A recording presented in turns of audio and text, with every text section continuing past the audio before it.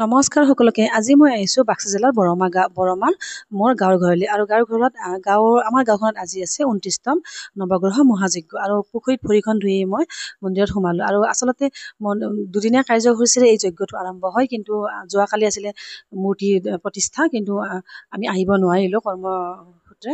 আৰু ইয়াতে যিহেতু মূৰ্তি দিয়া হৈছে, সেই গতিকে আচলতে মন্দিৰটি বহুত বছৰ পুৰণা হ'লেও ইয়াতে স্থানান্তৰিত কৰা হৈছে 3 বছৰমান আগতে। কিন্তু মই একেবাৰে অসুবিধাৰ কাৰণে আহিব পৰা নাছিলোঁ এবাৰো। মই এই মন্দিৰটোত প্ৰথম যজ্ঞত আহিছোঁ, আৰু মূৰ্তি দান দি ভাল লাগিছে। আৰু সকলোৱে মিলি ইয়াতে যজ্ঞ কৰা হয়। আচলতে আমাৰ গাঁৱৰ যি 17 ঘৰ আছিলে সূৰ্য বিপ্ৰ ব্ৰাহ্মণ, সকলোৱে মিলি কিনে এইখিনি কৰিছিলে যজ্ঞ। কিন্তু এই যজ্ঞত যেতিয়া ভক্তৰ সমাগম বহুত হোৱাৰ ফলত মানুহে চম্ভালিব নোৱাৰা হ'ল। সেই গতিকে বড়োসকল, কলিতাসকল আৰু আমাৰ শৰ্মাসকল সকলোৱে মিলি পেলাই যজ্ঞটি কৰে। আৰু যেতিয়া সকলোৱে মিলি কৰে এটা ৰাজহুৱা পৰ্ব, কিমান ভাল লাগে নহয়নে? আৰু এই গাছাডাল দিছিলোঁ মই বহুত বছৰ আগতে শাহুমাৰ নামত, স্বৰ্গীয় শাহুমাৰ নামত।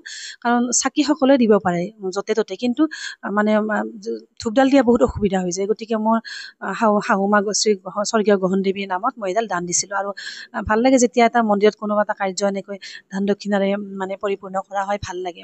আৰু আগৰ পুৰণা মন্দিৰটো আছিলে মজিয়াখন পকা, গোটেই ধূপ দিব গ'লে বহুত অসুবিধা হৈছিলে।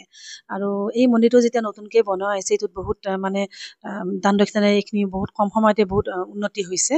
যজ্ঞত জুই ব্যৱহাৰ কৰে, সূৰ্যৰ পৰা ৰশ্মি আনি পেলাই। গতিকে চাওকচোন কি ভাল লাগে পৰিৱেশটো। সূৰ্যৰ পৰা ৰশ্মি আনোতে সেইদিনা বহুত গেমেলা বতৰ আছিল, কিন্তু বহুত কষ্ট হ'ল, তথাপিও সূৰ্যৰ পৰা ৰশ্মি আনি এনেকৈ যজ্ঞৰ জুই আৰম্ভ কৰিলে। আমাৰ এই বৰণৰ কাম কৰি আছে। আৰু আমাৰ এই যজ্ঞখন হৈছে শান্তি আৰু সম্প্ৰীতিৰ সমন্বয়ৰ ক্ষেত্ৰ। কাৰণ ইয়াত বড়োসকলেও আমি যেনেকৈ তুলসীক পূজা কৰোঁ, বড়োসকলে সেনেকৈ এইডাল সিজু গছডালক পূজা কৰে। আৰু ইয়াতে বড়ো পুৰোহিতেও একেলগে কাম কৰে। কাৰণ সেই কৈছোঁ, শান্তি আৰু সম্প্ৰীতিৰ সমন্বয়। কাৰণ বড়োসকলেও যিমান আমিও সিমানে মানুহ। সেই গতিকে দুয়োটা পুৰোহিতকে সমানে পূজা কৰা হয়, সন্মান দিয়া হয়। আৰু ভাল লাগে যেতিয়া সকলোৰে দান দক্ষিণা সকলোৰে সহযোগত এইটো কৰা হয়। আৰু এই মন্দিৰটি স্থাপন কৰিছে মন্দিৰৰ মাটিখিনি দান কৰিছে আমাৰ এওঁৰে বৰদেউতা, সম্বন্ধীয় বৰদেউতা এজনে। আৰু বৰদেউতাই মোটামুটি 5-6 বিঘা মাটি মন্দিৰৰ নামত দান দিছে, আৰু এতিয়া প্ৰকাণ্ড পুখুৰী দান দিছে। কিমান ভাল লাগে নহয়নে? আৰু সকলোৱে মিলি এনেকৈ যজ্ঞটি পূজা কৰা হয়। আজি 29 বছৰে আজি যজ্ঞ কৰি আছে। আৰু মই পূৰ্ণাহুতিৰ কাৰণে নাৰিকল ৰেডি কৰিলোঁ। আৰু গাঁৱত আহি পেলাই আত্মীয় মানুহবিলাক লগ পালে কিমান যে ভাল লাগে। এয়া হ'ল অবলা বাইদেউ কাণেৰে নুশুনি আৰু চকুৰেও নেদেখা হৈছে এতিয়া।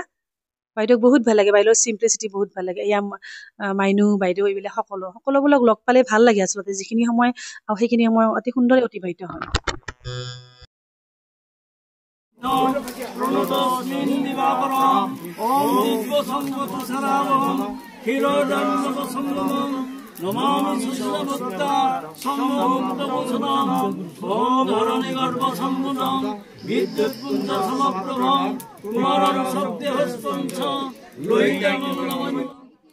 ঘি, তিল, জব, নাৰিকল আৰু তিল জব সকলোখিনিৰে যেতিয়া পূৰ্ণাহুতি দিয়া হয়, তেতিয়া গোটেই জলবায়ুখিনি বিশুদ্ধ হৈ যায় আৰু জলবায়ু শুদ্ধ কৰে। গতিকে কিমান এটা সুন্দৰ মুহূৰ্ত হয়নে নহয়? পূৰ্ণাহুতিৰ কাৰণে ভাল লাগে।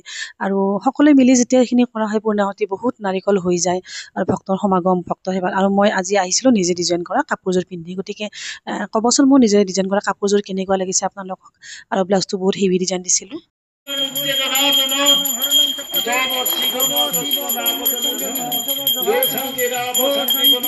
যদিও মূৰ্তিকেইটা পূৰ্ণাংগ মূৰ্তি হোৱা নাই, সৰু হৈছে। আৰু সৰু হ'লেও বহুত সুখী হৈছোঁ আমি মূৰ্তি দান দিব পাই। আৰু ভৱিষ্যতে পৰিকল্পনা বহুত কৰিবলৈ বাকী আছে আমাৰ। আৰু সেই গতিকে বহুত ভাল লাগে। আৰু এই যে 29তম গেটখনৰ আদৰণিত বড়ো ভাষাটো লিখা আছে বৰাই বাই মানে হ'ল আদৰণি। গতিকে ভাবকচোন সঁচাকৈনে শান্তি আৰু সম্প্ৰীতিৰ সমন্বয় হয়নে? আৰু গাঁৱৰ মন্দিৰটিৰ উন্নতি কামনা কৰি পেলাই আজিলৈ ইমানতে এৰিছোঁ।